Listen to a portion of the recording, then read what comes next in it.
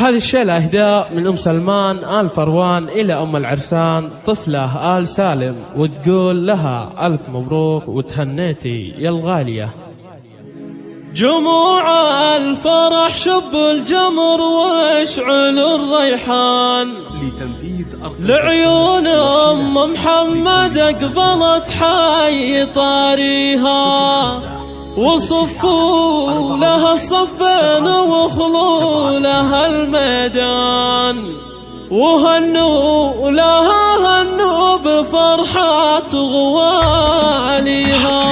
جموع الفرح شب الجمر واشعل الريحان لعيون أم محمد أقبلت حي طاريها، وصفوا لها الصفين وخلوا لها الميدان، وهنوا لها هنوا بفرحة غواليها. هلا وارحبي يا بنت قوم عزاز الشان، هلا بالكاف الحرة الأصيلة بمباديها، هلا وافرحي هاليوم بعيالك العرسان محمد ومهدي، وافرحي يا معاليها، وعيالك كروم الطيب والجود والإحسان محمد ومهدي فرحتك افرحي فيها. يا بنت الفخر والعز والطيب والعرفان، يا تاج الوصوف النادرة في معانيها، يا طفلة يا تاج الزين يا نجمة الأكوان، يا بنت الشيوخ اللي بعيدها قاويها، يا شمس الحافل ضوي وخلي الفرح يزدان، وشوش وتغني على البيوت وقوى فيها.